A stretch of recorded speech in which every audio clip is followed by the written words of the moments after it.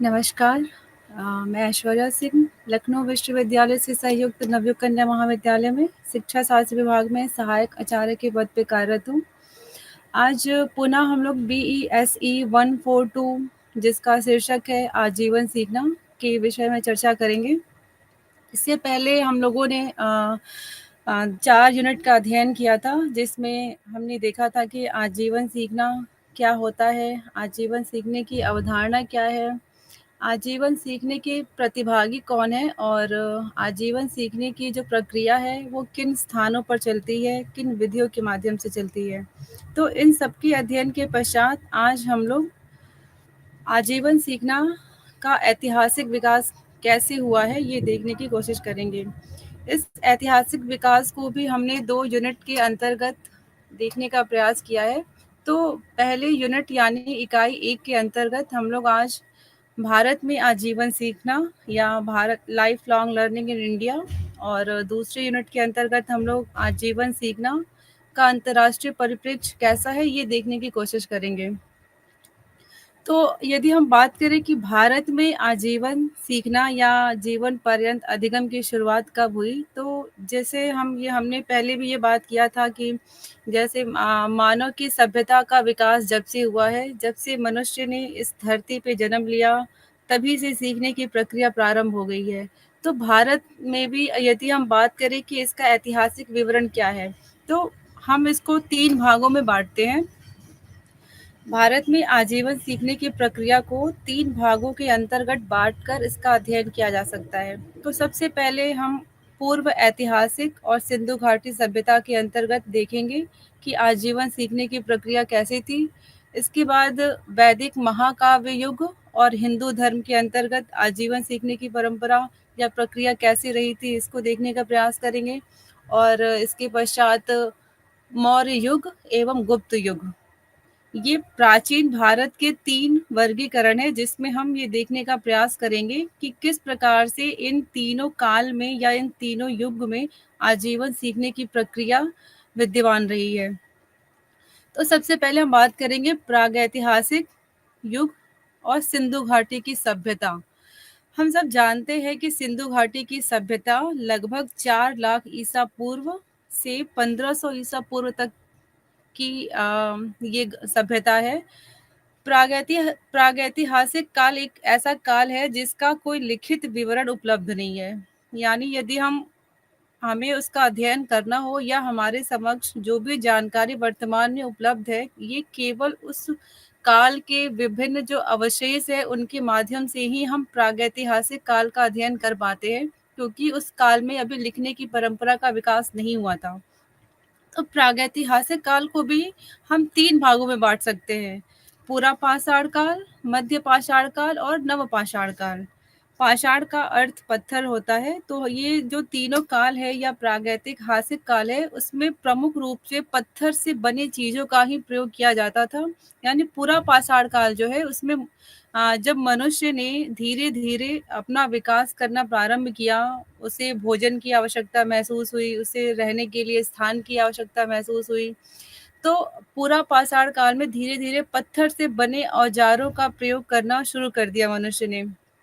तो ये पत्थर से औजार बनाने की प्रक्रिया भी सीखने की ही एक प्रक्रिया होती है। इसके पश्चात यदि हम बात करें तो मध्य पाषाण काल में अभी भी मनुष्य पत्थर से बने औजारों का ही प्रयोग करता था, किंतु थोड़ा सा परिवर्तन यहाँ पर ये हुआ कि मनुष्य ने अब जानवरों को पालतू बनाना शुरू कर दिया, जिससे हमें ये पता चलता है कि जानवरों को पालतू बनाने के पश्चात कहीं न कहीं हमें एक स्थान पर रुकने की आवश्यकता पड़ेगी। तो मनुष्य ने थोड़ा बहुत जो वो खानाबदोश का जीवन वो जी रहा था, थोड़ा-सा परिवर्तन इसमें हुआ और एक स्थान पे रुक कर जानवरों को पालतू बनाने का कार्य शुरू किया। तो पूरा पाषाण काल से थोड़ा-सा परिवर्तन हुआ मध्य पाषाण काल में कि यहाँ पर जानवरों को भी पालतू बनाना शुरू कर दिया गया। पत्थर के औजार का प्रयोग अभी भी होता था। पूरा पाषाण मध्य पाषाण के बाद हम देखेंगे नव पाषाण युग। नव पाषाण युग में सबसे जो प्रमुख आविष्कार कह सकते हैं हम, वो पहिया पहिए का मतलब निर्माण था। इस वक़्त अब मनुष्य ने अपने वाहन बनाना भी शुरू कर दिया, क्योंकि इससे पहले तक मनुष्य को यदि एक स्थान से दूसरे स्थान पर जाना था, तो या तो वो पूरा पैदल यात्रा करता था, या फिर जब उन्होंने जानवरों को पालतू बनाना शुरू किया, तो जानवरों के द्वारा मनुष्य ने यात्रा करना प्रारंभ किया। किंतु नवपाषाण युग में एक बदलाव ये हुआ कि यहाँ पर अब मिट्टी के बर्तन बनाने भी शुरू हो गए। पत्थर के औजार तो बनते ही थे, साथ ही साथ मिट्टी के बर्तन बनाना भी लोगों ने प्रारंभ कर दिया और कृषि कार्य का प्रारंभ हो गया।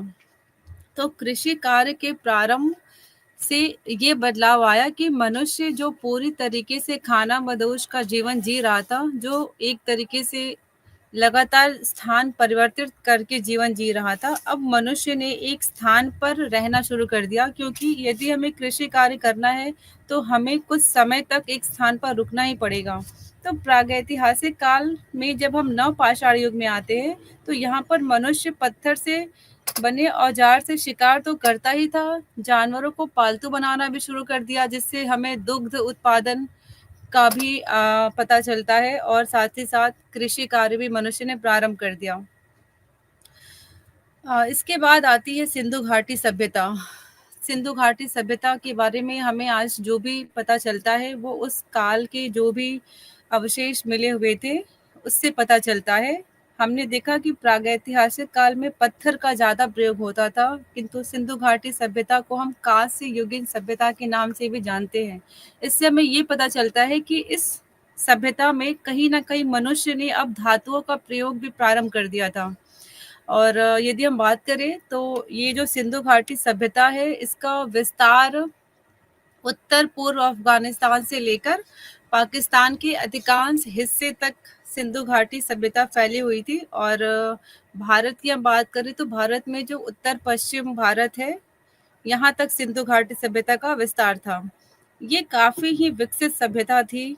अभी भी इसके जो अवशेष हमें मिले हैं, उसके माध्यम से हमें ये पता चलता है कि सिंधु घाटी सभ्यता जो है, वो पके हुए ईंटों के घर उस वक़्त बनाए जाने लगे थे।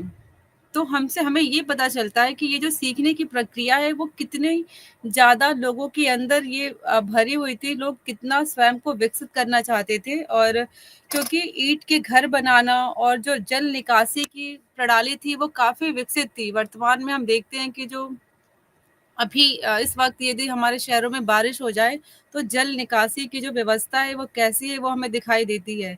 लेकिन यदि हम सिंधु घाटी सभ्यता की बात करें, तो उस वक़्त ये जो जल निकासी की व्यवस्था थी, वो बहुत ही विकसित थी, और आज के समय में जो दिक्कतें आती हैं, वो उस वक़्त नहीं आती थी। और बहुत ही बड़े आवासीय भवन भी उस वक़्त बनाए जा चुके थे। काफ़ी विकसित भवन उस वक़्त भी बनाए जा चुके थे, और हस्तशिल्प और सजावट इत्यादि के लिए भी जो सामान का प्रयोग वो करते थे, वो हमें वर्तमान में उसकी जो अवशेष मिले हैं, उससे ये पता चलता है कि सजावट के लिए जो विभिन्न वस्तुएँ बनाई जाती हैं, वो भी उस वक़्त में काफ़ी बनाई जाने लगी थी। जो कलाकृतियाँ होती हैं, जो मुहरें होती हैं, ईंट, इन सब से हमें सिंधु सभ्यता के लोगों के विकसित होने का पता चलता है कि सीखने की प्रक्रिया कितनी ज़्यादा विकसित हो चुकी थी सिंधु घाटी सभ्यता में। हमें ऐसे भी प्रमाण मिले हैं कि सिंधु सभ्यता के लोगों ने लंबाई, द्रव्यमान और समय मापने में दक्षता हासिल कर ली थी। वे समान वजन और माप की एक प्रणाली को भी विकसित करने में लगे हुए थे। जो भी उत्खनन हुए हैं उन स्थानों के, वहाँ से विभिन्न मूर्तियाँ मिली हैं, और सोने के आभूषण और ऐसे अवशेष पाए गए हैं, जिसमें ये देखा गया है कि नृत्य की मुद्रा में जो लड़कियों की मूर्ति पाई गई हैं। और ये मूर्तियाँ सोने की भी हैं, कुछ कुछ पत्थर की मूर्तियाँ, जिससे हमें नृत्य की शैली का पता चलता है। यानी उस वक़्त भी सजावट की शैली भी थी, और नृत्य की भी शैलियाँ विकसित हो चुकी थी। तो हमने देखा कि कैसे वैदिक काल, प्रागैतिहासिक काल और सिंधु घाटी की सभ्यता में सीखने की प्रक्रिया कितनी विकसित हो गई थी। वो औपचारिक शिक्षा ना होके अनौपचारिक शिक्षा, या हम कह सकते हैं दोनों का मिला-जुला रूप था। इसके बाद हम देखते हैं कि वैदिक काल और महाकाव्य युग में सीखने की जो प्रक्रिया है वो कैसी थी। तो वैदिक युग में यदि हम बात करें तो यहाँ भी हमें इसके जो स्रोत हैं वो प्राथमिक स्रोत उपलब्ध हैं, और इस काल का लिखित विवरण भी हमें मिला हुआ है, जिससे हमें वैदिक काल की विकसित सभ्यता का पता चलता है। अब इस युग की बात करें तो यहाँ पे लोगों ने जंगल को साफ करके एक व्यवस्थित जीवन शैली को अपना लिया था, और अनेक प्रकार के उपकरण और दूध से बने उत्पाद, सब्जियों का सेवन भी प्रारंभ इस युग में कर दिया गया था। और वहाँ से थोड़ा-सा अंतर ये है कि यहाँ पे अब जो वैदिक काल में अब वस्त्र का प्रयोग भी प्रारंभ हो गया था। जैसे प्रागैतिहासिक काल में या सिंधु घाटी की सभ्यता में शुरुआत में जानवरों के खाल का प्रयोग कपड़े के लिए किया जाता था। लेकिन वैदिक काल में थोड़ा-सा परिवर्तन हो गया। अब यहाँ पे वस्त्र का प्रयोग भी प्रारंभ कर दिया गया। जनजातियाँ गठित हो गईं, जिसके मुखिया को राजन कहा जाता था, और अनेक नगर बन गए, राज्य बन गए, विकसित अर्थव्यवस्था प्रारंभ हो गई। यद्यपि अभी भी प्रमुख व्यवसाय कृषि ही था। शैक्षिक प्रक्रिया की यदि हम बात करें तो वैदिक काल में जो शिक्षा की प्रक्रिया है वो काफ़ी विकसित अवस्था में थी, ऐसे प्रमाण हमें मिलते हैं, क्योंकि इस युग में गुरुकुल शिक्षा की परंपरा विकसित हो चुकी थी। घर से दूर जाकर जो बालक थे वो गुरुकुल में शिक्षा ग्रहण करते थे, और वेद की शिक्षा, यज्ञ के नियम, व्याकरण की उत्पत्ति और रचना, सत्यापन और मापने के उपकरण, प्रकृति के रहस्य की समझ, विज्ञान, चिकित्सा इत्यादि हर प्रकार की शिक्षा गुरुकुल में दी जाती थी। और हमें बहुत सारे ऐसे प्रमाण भी मिले हैं कि उस वक़्त भी हर्बल दवाओं का प्रयोग किया जाने लगा था। जैसे यदि बुखार हो गया, खाँसी हो गई, जकड़न या साँप ने काट दिया, या अन्य बहुत सारे ऐसी बीमारियाँ थी जिनके लिए हर्बल दवाओं का प्रयोग प्रारंभ हो गया था।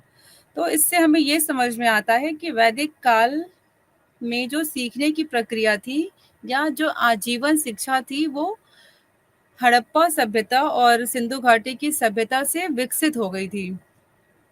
वैदिक काल में के बाद हम महाकाव्य युग और हिंदू धर्म की यदि हम बात करें तो दो प्रमुख महाकाव्य जो कि रामायण और महाभारत है वो इसी युग में ही इनका निर्माण हुआ था। और हम यदि बात करें रामायण और महाभारत की तो ये ऐसे ग्रंथ हैं जो हमें अभी भी सीखने के लिए काफ़ी कुछ हम वहाँ से ले सकते हैं। इन ग्रंथों में हमें यही देखने को मिला है कि जो भी राजा या राजकुमार थे वो भी कहीं न कहीं गुरुकुल में जाके शिक्षा ग्रहण करते थे।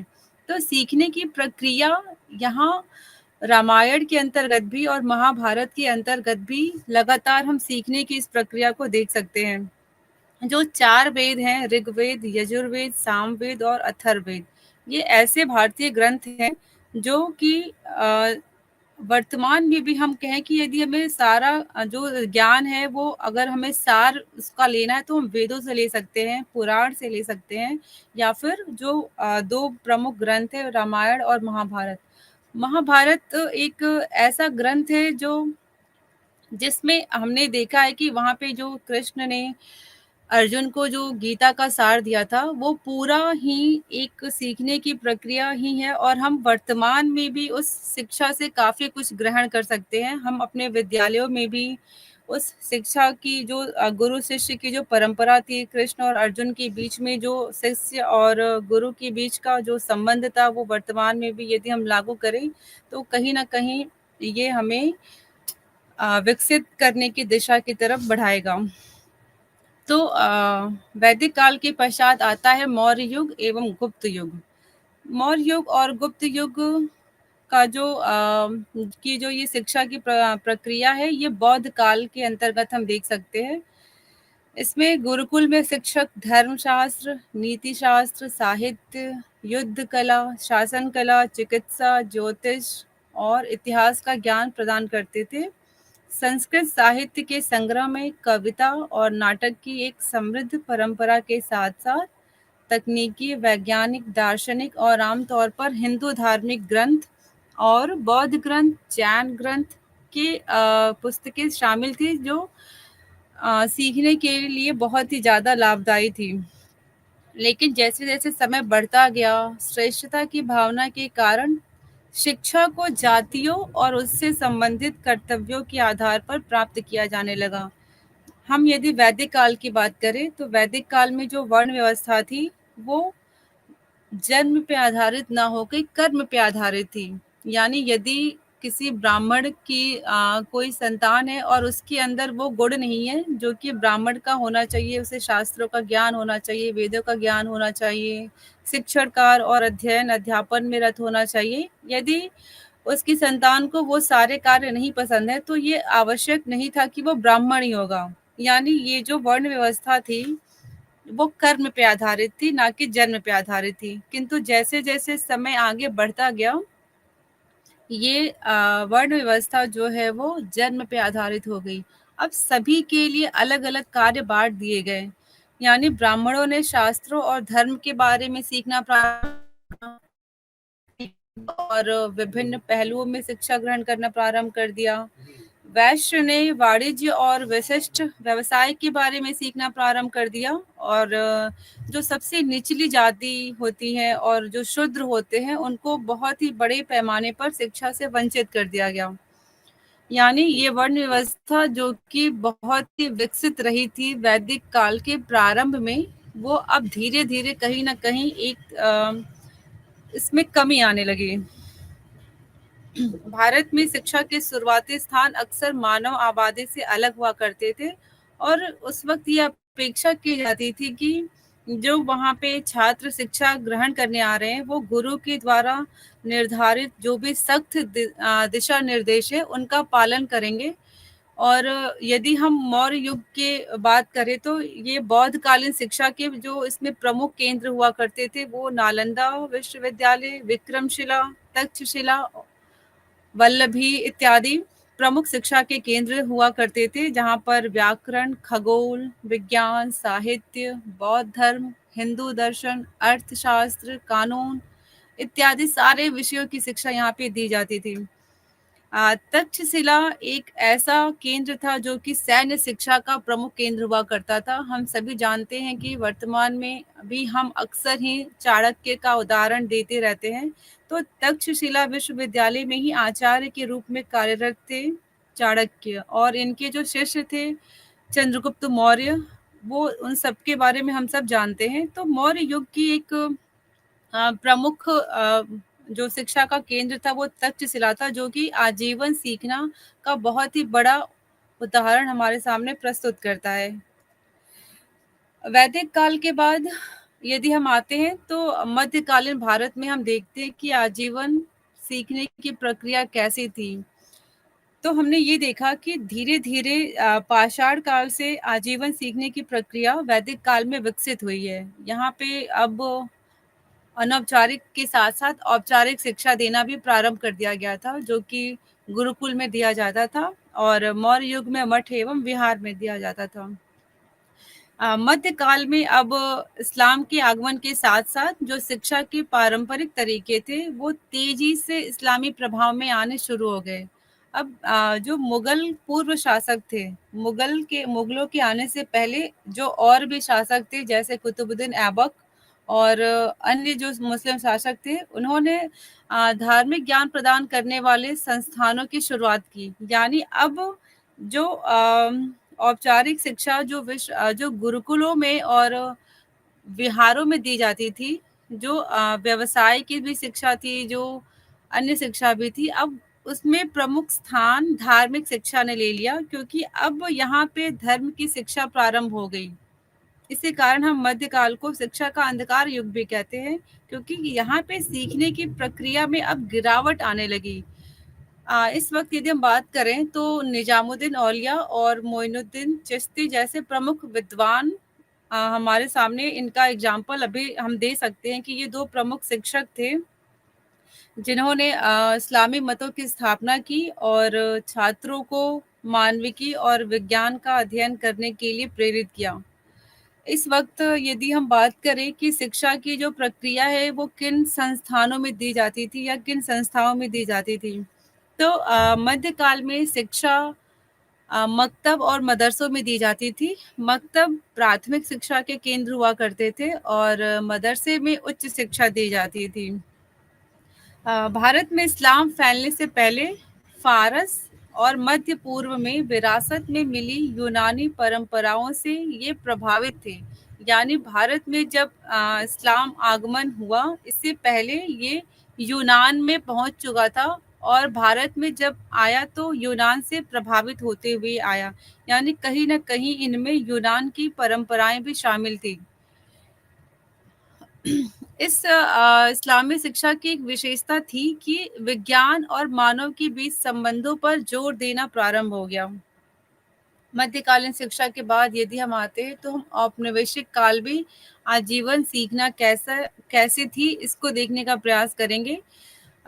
मध्यकाल के पश्चात 1757 में प्लासी का युद्ध हुआ था, जो रॉबर्ट क्लाइव एवं मुगलों के बीच में हुआ था। तो हम ये देखते हैं कि प्लासी के युद्ध के बाद ही बंगाल में ईस्ट इंडिया कंपनी का कब्जा हो गया और हम यही मानते हैं कि 1757 से लेकर 1858 ईस्वी तक भारत में ईस्ट इंडिया कंपनी का शासन था। यानी यदि हम औपनिवेशिक काल में आजीवन सीखना कैसी थी, तो इसका यदि हम अध्ययन करना चाहें तो हम इसको दो भागों में बांट सकते हैं। पहला जो भाग है वो ईस्ट इंडिया कंपनी का शासन, जो कि 1757 से लेकर 1858 ईस्वी तक चला, और इसके बाद ब्रिटिश क्राउन यानी 1858 से लेकर 1947 तक चला। ये दो भागों में बांटने का अर्थ ये है कि 1757 से लेकर 1858 तक ब्रिटिश क्राउन का शासन भारत में नहीं था, ईस्ट इंडिया कंपनी का शासन था। किंतु जब 1858 में भारत में एक क्रांति हुई, जिसे हम कहते हैं कि ये पहली स्वतंत्रता की क्रांति थी या पहला संग्राम था, उसके पश्चात ब्रिटिश क्राउन ने ईस्ट इंडिया कंपनी से शासन को अपने हाथ में ले लिया था। तो यहाँ पे हम ये देखते हैं कि जो प्राचीन काल में आजीवन सीखने की वृद्धि की दर थी, वो थोड़ी धीमी थी और मध्य युग में आकर ये तो बिल्कुल ही नकारात्मक हो गई। यानी प्राचीन काल में जो वृद्धि की दर थी वो धीमी थी और मध्य काल में आकर बिल्कुल ही नकारात्मक हो गई। तो फिर इसके बाद जब औपनिवेशिक काल प्रारंभ हुआ तो इस सीखने की प्रक्रिया में थोड़ी सी वृद्धि आई और इसका स्वरूप भी बदल गया। इसको हम कुछ भागों में बांटकर देखेंगे कि ईस्ट इंडिया कंपनी के शासन में, जो कि 1757 से लेकर 1858 ईस्वी तक रहा, भारत में सीखने की प्रक्रिया कैसी रही। तो गाँव में जो स्कूली शिक्षा की स्थिति थी, हम ये नहीं कह सकते कि औपनिवेशिक काल शुरू होने से भारत में आजीवन सीखने की जो वृद्धि दर है वो एकदम से बढ़ गई और वो बिल्कुल सकारात्मक दिशा में हो गई। सीखने की वृद्धि दर बढ़ी, लेकिन वो पूरी तरीके से सकारात्मक थी, हम ये ऐसा नहीं कह सकते। गाँव में अभी भी स्कूली शिक्षा की स्थिति बहुत अच्छी तो नहीं थी, लेकिन यदि हम तुलना करें तो मध्यकाल से काफ़ी अच्छी हो गई। सामान्य शिक्षा की बात करें कि सामान्य शिक्षा जो कि जनसाधारण को शिक्षा दी जाती है, वो कैसी होनी चाहिए? तो यहाँ पे 1813 के चार्टर एक्ट से लेकर 1835 में मैकाले का विवरण पत्र आया था, जिसको हम मैकाले मिनट के नाम से जानते हैं, और कहीं न कहीं वर्तमान में जो शिक्षा है, वो अभी भी हम कहते हैं कि वो मैकाले की विचारधारा पर ही आधारित है। जब मैकाले का जो विवरण पत्र आया था, उससे पहले 1813 और 1833 के चार्टर एक्ट में एक राशि दी गई थी, एक धनराशि रखी गई थी, जो कि 1 लाख रुपए और 10 लाख रुपए की राशि थी। तो उसको लेकर विवाद उत्पन्न हो गया था उस वक़्त, जिसको हम प्राच्यवादी और पाश्चात्यवादी विचारधारा के अंतर्गत रखते हैं। तो सामान्य शिक्षा कैसी होनी चाहिए, इसको लेकर भी विवाद था इस काल में कि क्या हम यहाँ की जो जनता है, जो सामान्य जनता है, हम उनको प्राच्यवादी शिक्षा दें या पाश्चात्यवादी शिक्षा दें। तो कुछ विद्वान ऐसे थे जो ये मानते थे कि हमें भारतीयों को आज भी भारत की शिक्षा, भारत की परंपराओं की शिक्षा, भारतीय दर्शन की शिक्षा देनी चाहिए, भारतीय भाषाओं की शिक्षा देनी चाहिए। किंतु जो पाश्चात्यवादी विचारक थे, उनका ये मानना था कि हमें अब पाश्चात्य ज्ञान भारतीयों को देना पड़ेगा, जिसमें अंग्रेजी भाषा हो गई, अंग्रेजी साहित्य हो गया, इसकी शिक्षा हमें भारतीयों को देनी पड़ेगी। तो इसको लेकर लगातार विवाद चल रहा था। इस एक्ट में जो चार्टर एक्ट था, इस विवाद को खत्म करने के लिए ही मैकाले को बुलाया गया और मैकाले ने अपना एक सुझाव दिया, जिसको हम मैकाले मिनट कहते हैं या मैकाले का विवरण पत्र कहते हैं, जिसमें उसने कहा कि जो सामान्य शिक्षा है वो अंग्रेजी भाषा के माध्यम से दी जाएगी और भारतीयों को अब प्राचीन साहित्य की कोई शिक्षा नहीं दी जाएगी, सिर्फ और सिर्फ अंग्रेजी साहित्य की शिक्षा दी जाएगी। मैकाले ने यहाँ तक भी कह दिया कि जो भारतीय साहित्य है वो ब्रिटेन की साहित्य के एक अलमारी के बराबर है, यदि भारत का जो साहित्य है वो कूड़ों का ढेर है, हमें इसकी शिक्षा भारतीयों को अब नहीं देनी चाहिए। तो मैकाले ने ये कहते हुए इस विवाद को खत्म करने का प्रयास किया। हाँ, इसके बाद हम बात करते हैं कि प्रौढ़ शिक्षा या वयस्क शिक्षा कैसी थी ईस्ट इंडिया कंपनी के शासन में। तो इस वक्त अब वयस्क शिक्षा थोड़ी-सी विकसित हो गई, क्योंकि इसके पहले यदि हम बात करें तो मध्यकाल में और वैदिक काल में वयस्क शिक्षा या प्रौढ़ शिक्षा या जिसको हम एडल्ट एजुकेशन कह सकते हैं, उसका कोई कॉन्सेप्ट नहीं था। इनके लिए अलग से कोई शिक्षा की व्यवस्था नहीं थी। लेकिन औपनिवेशिक काल में वयस्क शिक्षा की शुरुआत की गई, जो कि रात्रि शिक्षा के नाम से जानी जाती है। यानी ऐसे व्यक्ति जो दिन में कहीं भी काम करते होंगे, किसी व्यवसाय में लगे होंगे या खुद के व्यवसाय में लगे होंगे, किसी भी कार्य में लगे होंगे, दिन में वो अपने सारे कार्य को निपटाने के बाद शाम के वक्त या रात्रि के वक्त उनके लिए औपचारिक शिक्षा की व्यवस्था की जाने लगी थी। और वयस्क शिक्षा के बाद यदि हम बात करें कि व्यावसायिक शिक्षा कैसी थी, तो उस वक्त 1854 में यानी 1854 में वुड का घोषणा पत्र आया था, जिसने मैकाले की शिक्षा में जो कमियां थी उसको दूर करने का प्रयास किया। मैकाले ने कहा था कि हमें शिक्षा केवल उच्च वर्ग को देनी चाहिए और उच्च वर्ग से शिक्षा अपने आप ही छन छन कर निम्न वर्ग तक पहुंच जाएगी। किंतु वुड ने कहा कि हमें न केवल उच्च वर्ग को बल्कि जनसाधारण को शिक्षा उपलब्ध करानी होगी। और वुड ने व्यावसायिक शिक्षा पे बहुत ही ज़्यादा जोर दिया और ये कहा कि हमें सामान्य शिक्षा के साथ-साथ प्रत्येक भारतीय को व्यावसायिक शिक्षा भी देनी चाहिए, जिसमें साथ-साथ इंजीनियरिंग की शिक्षा, तकनीकी की शिक्षा देना भी प्रारंभ किया गया। आजीवन सीखने की वृद्धि दर जो मध्यकाल में कम हो गई थी, इस अवधि के दौरान वो बढ़ने लगी। इस काल में जो भारतीय सामाजिक नेता थे, जैसे राजा राम मोहन राय, ईश्वर चंद्र विद्यासागर, राधाकांत देव, रानी रश्मोई, ज्योतिबा राव फुले, गोविंद राव और कई ऐसे नेता थे जिन्होंने सती प्रथा और बाल विवाह की जो कुरीतियाँ थीं, इनके इनके उन्मूलन के लिए बहुत ही प्रयास किए और अधिक से अधिक लोगों को साक्षर करने का प्रयास किया। जन शिक्षा और सामान्य शिक्षा की वकालत की, महिला शिक्षा को प्रोत्साहित करने का प्रयास किया तथा हिंदू विधवा पुनर्विवाह अधिनियम 1856 की शुरुआत इन लोगों के प्रयास के द्वारा ही शुरू हुई। इसके बाद यदि हम बात करें तो इस काल में, औपनिवेशिक काल में कृषि, उद्योग, परिवहन, शिक्षा और अन्य क्षेत्रों में तीव्र वृद्धि हुई। भारतीयों के लिए नौकरी के अवसरों में भी वृद्धि हुई, जो कि आजीवन सीखने की परंपरा का ही उदाहरण है। तो औपनिवेशिक काल के पहले भाग को हमने देखा, जो कि ईस्ट इंडिया कंपनी का शासन था। इसके बाद 1858 में जब ब्रिटिश ताज के तहत भारत का शासन आ गया, तो इसमें भी अलग-अलग भागों में बाँट के हम देख सकते हैं कि वयस्क शिक्षा कैसी थी और बाकी उच्च शिक्षा और इंजीनियरिंग शिक्षा के क्या प्रावधान थे। तो 1882 में हंटर कमीशन आया था, जिसे हम भारतीय शिक्षा आयोग के नाम से भी जानते हैं। तो भारतीय शिक्षा आयोग या हंटर कमीशन ने ये माना कि वयस्कों को अपनी आर्थिक बेहतरी के लिए शिक्षा की अत्यधिक आवश्यकता है और सभी प्रांतों में कार्यक्रम के विस्तार की पुरजोर सिफारिश की, क्योंकि ऐसे स्कूलों में सफलता की संभावना थी। यानी हंटर कमीशन ने इस बात पे बहुत ज़्यादा बल दिया कि हमें एडल्ट एजुकेशन भी देना होगा। यानी ऐसे लोग जो किसी कारणवश औपचारिक शिक्षा ग्रहण नहीं कर पाए थे, हमें उनके लिए अलग से शिक्षा की व्यवस्था करनी होगी।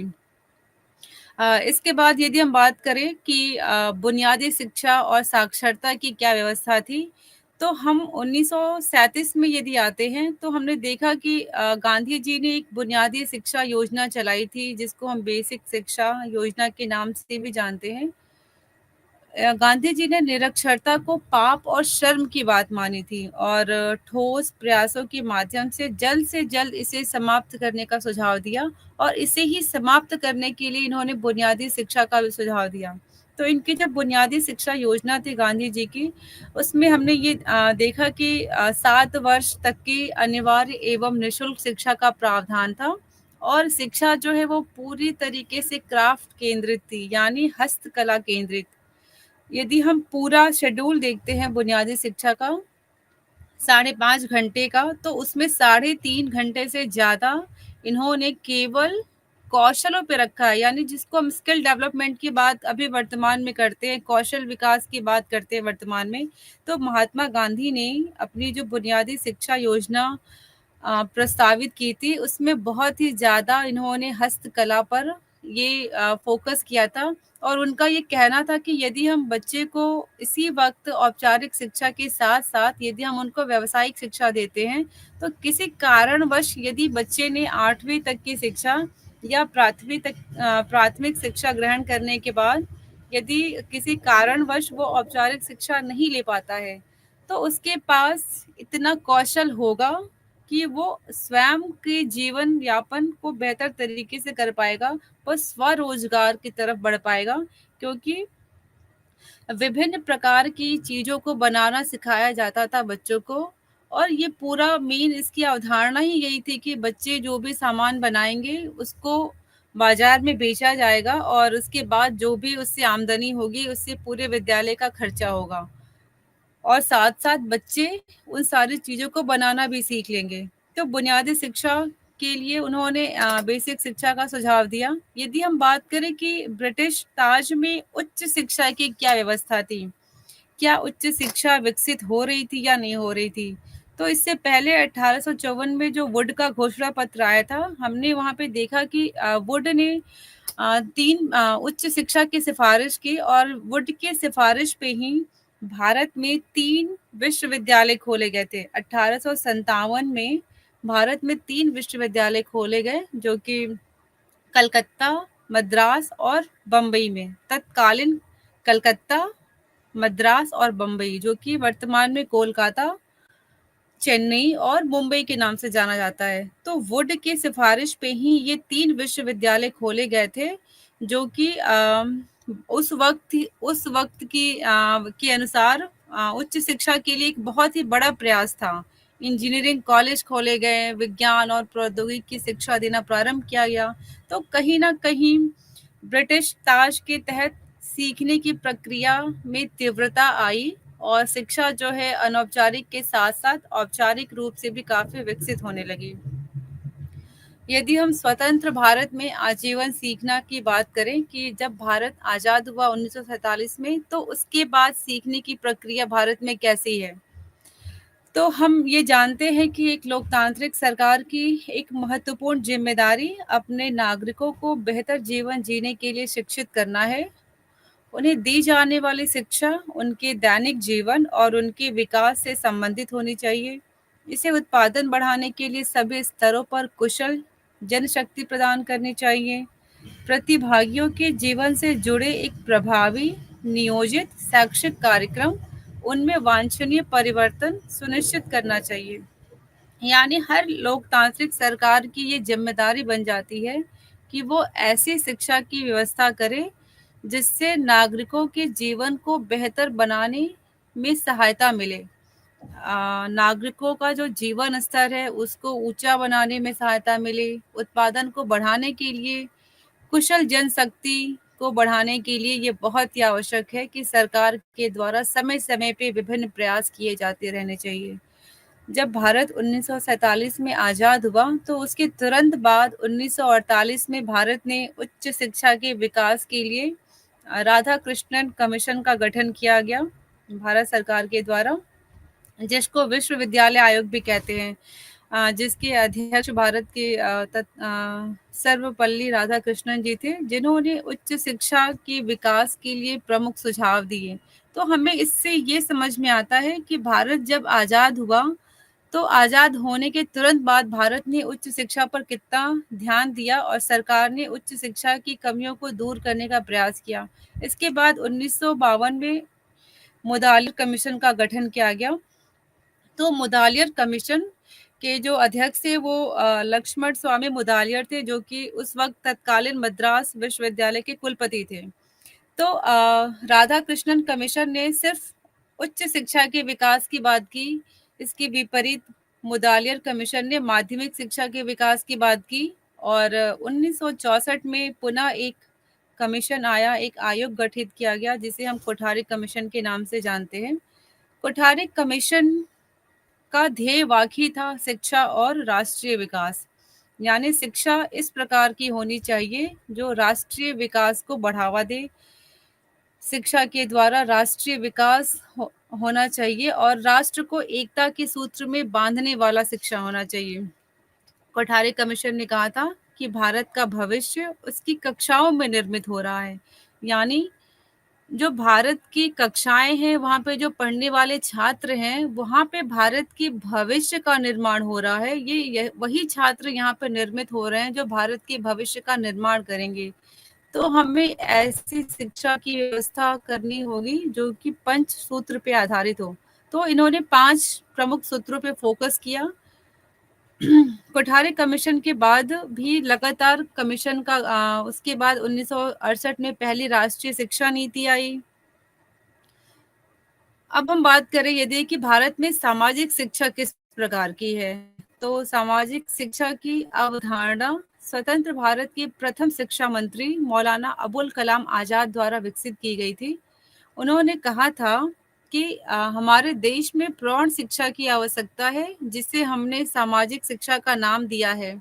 यह अनिवार्य हो जाता है कि किस प्रकार से हम सामाजिक शिक्षा प्रत्येक व्यक्ति तक पहुंचाते हैं और यह शिक्षा कैसे साक्षरता के साथ साथ उसे कार्यात्मक साक्षरता का ज्ञान भी देगी।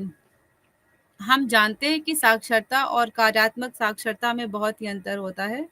साक्षरता केवल हमें साधारणतः लिखना और पढ़ना और साधारण गणित का ज्ञान ही देती है, लेकिन इस लिखने पढ़ने के साथ साथ अपने विचारों का प्रयोग करना, तर्क करना, चिंतन करना, इस सैद्धांतिक ज्ञान को अपने व्यवहारिक जीवन में प्रयोग करना हमें कार्यात्मक साक्षरता के द्वारा सीखने को मिलता है। सामाजिक शिक्षा के अंतर्गत हमने ये भी देखा कि किस प्रकार से पर्यावरण के साथ साधनों का सामंजस्य बनाना सिखाने पे फोकस किया जाता है। यानी शिक्षा ऐसी ना हो जो सिर्फ और सिर्फ हमें विद्यालय के लिए तैयार करे। विद्यालयी शिक्षा का भी प्रमुख उद्देश्य यही होता है कि विद्यालय से निकलने के बाद हम समाज में आते हैं, तो हमें समाज में रहने के योग्य बनना बहुत ही आवश्यक है। तो शिक्षा का ये प्रमुख कार्य है, सामाजिक शिक्षा का ये प्रमुख कार्य है कि वो हमें समाज में रहने के योग्य बनाए, वो समाजीकरण करने में सहायता करे। यदि हम ये देखें कि स्वतंत्र भारत के बाद भारत में सामाजिक शिक्षा हेतु जो विभिन्न मंत्रालय गठित किए गए, क्या सरकार ने इस दिशा में कोई कार्य किया या नहीं किया? तो सरकार ने सामाजिक शिक्षा हेतु कई मंत्रालयों का गठन किया और इन मंत्रालयों ने औपचारिक और अनौपचारिक दोनों शिक्षा की व्यवस्था की। तो कुछ मंत्रालय जो सरकार के द्वारा गठित किए गए, वो हैं ग्रामीण उद्योग मंत्रालय, स्वास्थ्य एवं परिवार कल्याण मंत्रालय, सामाजिक न्याय एवं अधिकारिता मंत्रालय, उद्योग मंत्रालय, ग्रामीण विकास मंत्रालय, महिला एवं बाल विकास मंत्रालय, केंद्रीय समाज कल्याण बोर्ड, भारतीय कृषि अनुसंधान परिषद तथा लघु उद्योग और कृषि और ग्रामीण उद्योग मंत्रालय। इन सारे मंत्रालय के नाम से ही हम ये समझ सकते हैं कि ये सारे मंत्रालय किस दिशा में कार्य करते होंगे, यानी इनकी जो सीखने की प्रक्रिया है वो किस दिशा में चलती होगी। ग्रामीण उद्योग मंत्रालय का प्रमुख कार्य यही होता है कि किस प्रकार से गांव में भी उद्योग की स्थापना का प्रयास किया जाए और जो भी व्यक्ति जो काम करना चाहता है, उसके अंदर जो भी व्यावसायिक कौशल है, उस कौशल को विकसित करने में किस प्रकार से उसकी सहायता की जाए। महिला एवं बाल विकास मंत्रालय के अंतर्गत महिलाओं के अंतर्गत कौशलों के विकास पर बल दिया जाता है और महिलाएं जिस भी दिशा में कार्य करना चाहती है, उस कार्य में उनकी सहायता की जाती है।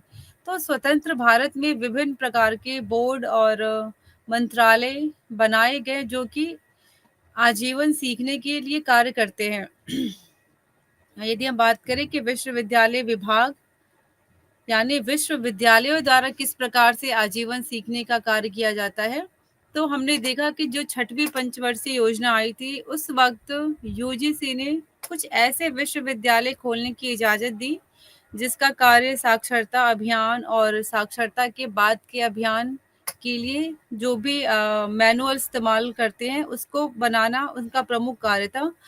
यूजीसी ने कृषि, बागवानी, इलेक्ट्रिक वायरिंग, मत्स्य पालन और प्रजनन आदि में भी व्यवहारिक प्रशिक्षण से संबंधित सतत शिक्षा कार्यक्रम आयोजित करने की अनुमति दी। यानी यूजीसी ने ऐसे विश्वविद्यालय खोलने की सिफारिश की जो कि कुछ प्रमुख चीज़ों के लिए हो, जैसे कुछ ऐसे विश्वविद्यालय खोले जाएं जो कृषि से संबंधित हो, जो बागवानी से संबंधित हो, इलेक्ट्रिक वायरिंग से संबंधित हो। तो इसका एक एग्जाम्पल हम देखते हैं, पंतनगर का जो विश्वविद्यालय है वो पूरी तरीके से ग्रामीण परिवेश पे ही स्थापित है और वो कृषि विश्वविद्यालय है। यानी पंतनगर कृषि विश्वविद्यालय के अंतर्गत हम केवल कृषि की ही शिक्षा ग्रहण करते हैं। वैसे ही अन्य भी बहुत सारे विश्वविद्यालय खोले गए जो किसी विशेष कौशल से संबंधित थे। 1990 के दशक में यदि हम देखें तो इसके बाद से ये विश्वविद्यालय पूर्ण शैक्षिक विभागों के रूप में भी कार्य करने लगे। जैसे दिल्ली विश्वविद्यालय हो गया, इग्नू, वेंकटेश्वर विश्वविद्यालय, सावित्रीबाई फूले विश्वविद्यालय, ये सारे विश्वविद्यालय शुरू में किसी विशेष योजना को ध्यान में रख के खोले गए थे, किंतु धीरे धीरे उस विशेष कार्य के साथ साथ सामान्य शिक्षा देना भी इनका एक प्रमुख कार्य हो गया। यदि हम वर्तमान समय की बात करें कि वर्तमान समय तो ये जो प्रक्रिया है वर्तमान में ये अत्यंत ही बहुत ही आवश्यक है और हम सब जानते हैं कि यदि व्यक्ति को लगातार अपने आप को विकसित करना है, यदि हमें अपने आप को मुख्य धारा में बनाए रखना है, तो हमें आजीवन सीखने का जो जुनून है वो अपने अंदर बनाए रखना होगा। इसके लिए सरकार ने बहुत ही प्रयास किया और ऐसे भी व्यक्ति जो किसी कारणवश औपचारिक शिक्षा ग्रहण नहीं कर पा रहे थे, उनके लिए मुक्त और दूरस्थ दोनों शिक्षा प्रणालियों को विकसित किया गया और इसको व्यवहार में लाया गया। जो सरकारी और गैर सरकारी संगठन थे, उनके द्वारा भी अनेक प्रकार के विश्वविद्यालय खोले गए। 2 अंतर्राष्ट्रीय सम्मेलन का आयोजन भी किया गया, जैसे 1998 में मुंबई में और 2002 में हैदराबाद में। तो ये जो 2 सम्मेलन थे, इसमें यही फ़ोकस किया गया कि किस प्रकार से आजीवन सीखना को एक मार्गदर्शक सिद्धांत के रूप में उजागर किया जाए और हम अपने देश के नागरिकों को इस प्रकार से शिक्षित करें कि जो व्यक्ति है वो समाज को विकसित करने में सहयोग प्रदान करें, अपने देश को विकसित करने में सहयोग प्रदान करें और 21वीं सदी की जो चुनौतियां हैं उससे निपटने में सक्षम भी बनाने में सहायक हो।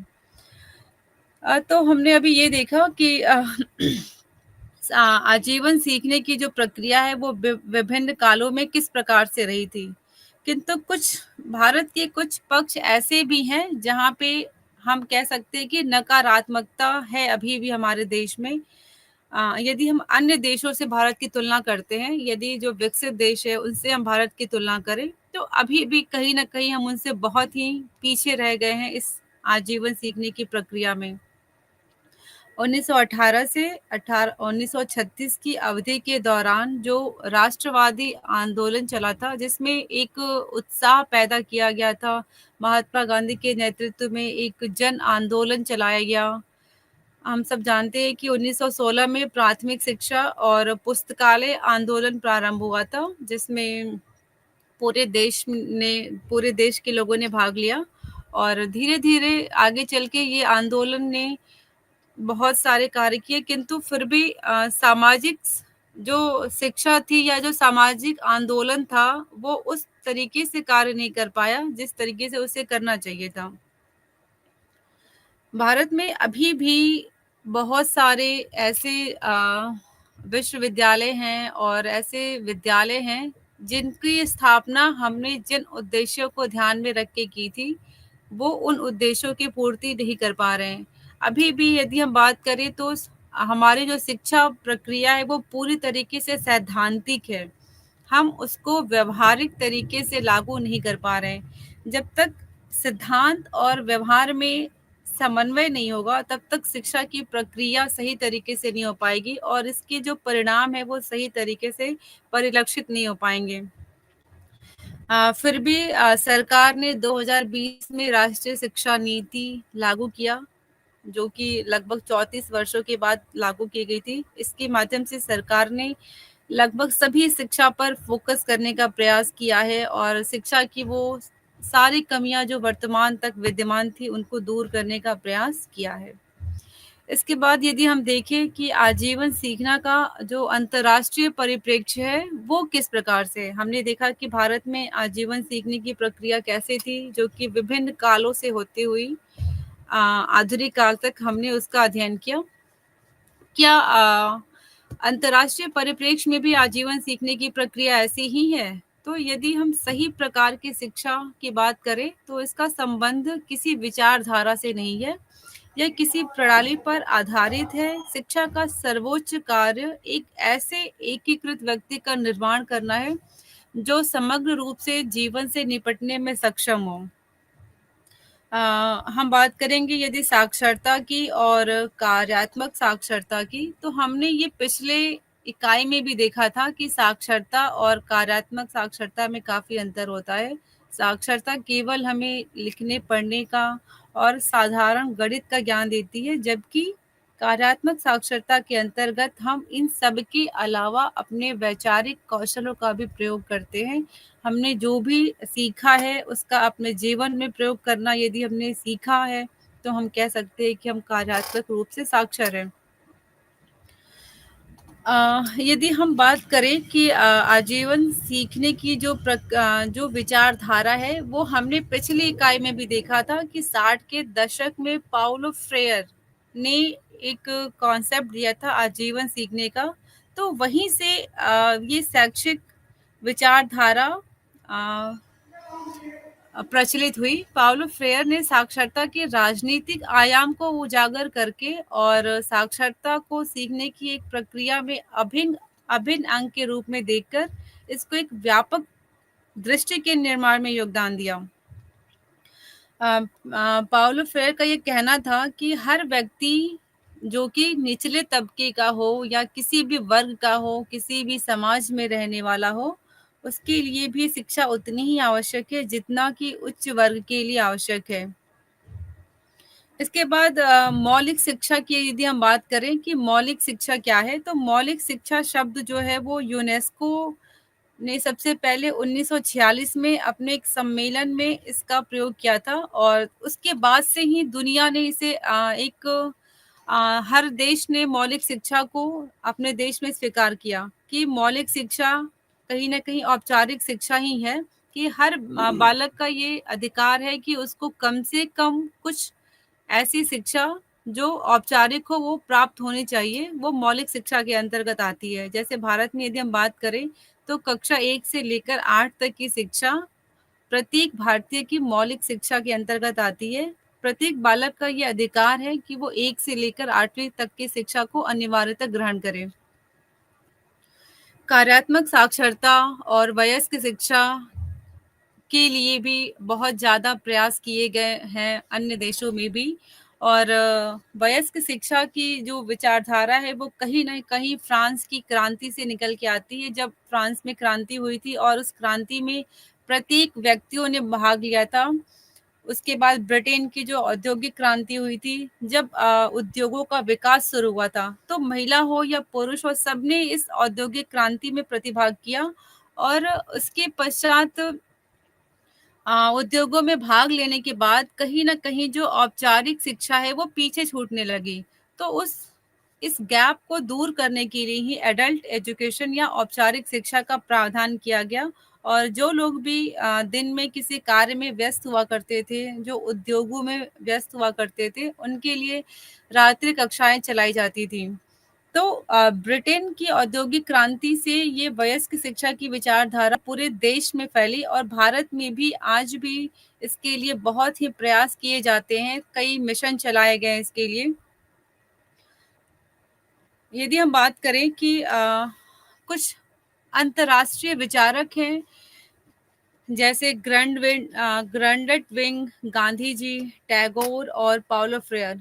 क्या इन लोगों ने प्रौढ़ शिक्षा के लिए कोई प्रयास किया? क्या इन लोगों ने अपनी शिक्षा की प्रक्रिया में इसके लिए कोई विचार रखा या नहीं रखा? तो जो ग्रानेट बिंग एक बहुत ही बड़े लेखक, कवि और दार्शनिक थे। ये जिम्नास्ट और इतिहासकार भी थे और एक ऐसे विचारक थे जिनका ये मानना था कि समाज के सभी वर्ग जिनमें 90% आबादी जो है वो किसानों की होती है और हम उन पे फोकस बिल्कुल भी नहीं करते और उससे ज़्यादा जो केवल 10% आबादी वाले व्यक्ति होते हैं, हम उनको शिक्षा देने का प्रयास करते हैं। तो ग्रानेट बिंग का ये कहना था कि हमें ना केवल उस 10% आबादी पे फोकस करना चाहिए, बल्कि उन 90% आबादी जो कि कृषि कार्य में बिजी है, जो कि वंचित वर्ग में आती है, हमें उसकी शिक्षा के लिए भी प्रयास करना चाहिए। हाँ, जिसके लिए इन्होंने कई प्रकार की लोक विद्यालय या हाई स्कूल खोलने का प्रस्ताव दिया। रविन्द्रनाथ टैगोर, महात्मा गांधी एक ऐसे भारतीय विचारक हैं, जिन्होंने शिक्षा के क्षेत्र में बहुत ही बड़ा योगदान दिया है। रविन्द्रनाथ टैगोर को हम सब जानते हैं कि विश्व भारती विश्वविद्यालय की स्थापना का श्रेय रविन्द्रनाथ टैगोर को ही जाता है और इन्होंने ये जो विश्वविद्यालय खोला था, उसके पीछे मकसद यही था कि हम हर वर्ग के लिए शिक्षा की व्यवस्था करें, हम मानव के अंदर मानव प्रेम की भावना विकसित करें। रविन्द्रनाथ टैगोर को विद्यालय छोड़ने वाला भी कहते हैं, क्योंकि इन्होंने जब स्कूली शिक्षा ग्रहण करना शुरू किया, जब ये विद्यालय में पढ़ाई करने गए, तो इनको वो विद्यालय शिक्षा पसंद नहीं आई और इन्होंने विद्यालय शिक्षा छोड़कर प्रकृति के सानिध्य में शिक्षा ग्रहण करने की बात की। महात्मा गांधी की यदि हम बात करें तो महात्मा गांधी ने भी बहुत सारे प्रयास किए हैं शिक्षा को लेकर, जिसको हमने देखा अभी पिछले इकाई में कि उन्होंने किस प्रकार से बुनियादी शिक्षा की बात की थी। तो ये कहीं न कहीं आजीवन सीखने की विचारधारा को ही सामने रखती है। आजीवन सीखने पे इतना ज़ोर क्यों दिया जा रहा है? क्यों हम वर्तमान में आजीवन सीखने की बात कर रहे हैं? हर देश ये कह रहा है कि आजीवन सीखने की प्रक्रिया लगातार चलनी चाहिए, क्योंकि यदि प्रत्येक व्यक्ति आजीवन सीखने के लिए तत्पर रहेगा, तो उसकी जो सीखने की प्रक्रिया है, वो उस देश की दीर्घकालिक आर्थिक विकास को भी प्रभावित करेगी। यानी यदि हम तुलना करें किसी 2 देश की, तो क्यों एक देश का जो आर्थिक विकास है वो तीव्र गति से होता है अपेक्षाकृत दूसरे देश के। तो कहीं न कहीं उस देश के नागरिकों में जो आजीवन सीखने की जो इच्छा है वो प्रभावित करती है। सतत विकास का लक्ष्य और आजीवन सीखना। तो हमने सतत विकास के जो 17 लक्ष्य बताए गए हैं, जो सस्टेनेबल डेवलपमेंट गोल की बात करते हैं, गोल की, जिसमें 17 लक्ष्यों की बात की गई है। तो जो चौथा लक्ष्य है उसमें एसडीजी 4, वो केवल आजीवन सीखना और मतलब आजीवन सीखना की बात करता है, जो कि समावेशी और समान गुणवत्ता वाली शिक्षा की बात करता है। तो जो 17 गोल हैं, वो पूरी तरीके से फ़ोकस हैं चौथे गोल पे। यदि ये चौथा गोल पूरा ना हो, तो हम बाकी के 16 गोल की पूर्ति भी नहीं कर सकते। यदि हम शिक्षित ही ना हो, तो हम फिर अन्य कोई भी कार्य उस तरीके से नहीं कर पाएँगे, जो एक शिक्षित व्यक्ति कर सकता है। तो ये बहुत ही आवश्यक है कि हम एसडीजी 4 को विकसित करने की बात करें। हम देखते हैं कि कुछ ऐसे देश हैं, कुछ एशियाई और अफ्रीकी देश, जिसमें आजीवन सीखने की प्रक्रिया कैसी चलती है। तो थाईलैंड की बात यदि हम करें, थाईलैंड एक ऐसा देश है जो एक गहन दृश्य संस्कृति रखता है। जिसमें सुंदरता और सौंदर्य शास्त्र की सराहना और यहाँ पे असाधारण मंदिरों का निर्माण, पुराने ज़माने के घरों से लेकर बैंकॉक में आकाशभेदी टावर सब कुछ शामिल है यहाँ पे। उष्णकटिबंधीय द्वीप और रंगीन आदिवासी गांव तक। थाईलैंड एक ऐसा देश है जो सभी का स्वागत करता है खुले दिल से और हर साल यहाँ पे लाखों तीर्थ यात्री आते हैं। तो थाईलैंड की जो पूरी अर्थव्यवस्था है वो कहीं न कहीं पर्यटन पर ही आधारित है। तो थाईलैंड में जो आजीवन सीखने की नीति है वो अलग-अलग क्षेत्र के लोगों और संगठनों के द्वारा ही चलाई जाती है और प्रोत्साहित की जाती है। थाईलैंड में भी आजीवन सीखने की जो प्रक्रिया है उसको 2 भागों में बाँटा गया है, औपचारिक और अनौपचारिक। तो औपचारिक में विद्यालयी शिक्षा की बात करते हैं, अनौपचारिक शिक्षा यानी जो लगातार चलने वाली प्रक्रिया होती है। थाईलैंड के बाद जो दूसरा देश है वो है साउथ कोरिया या जिसे हम दक्षिण कोरिया कहते हैं। दक्षिण कोरिया एक ऐसा देश है जो सुंदर समुद्र तटों, बेहतरीन शहरों, प्राचीन मंदिरों और प्राकृतिक दृश्यों से भरा हुआ है और एक मैत्रीपूर्ण लोगों से भरा हुआ एक असाधारण देश है।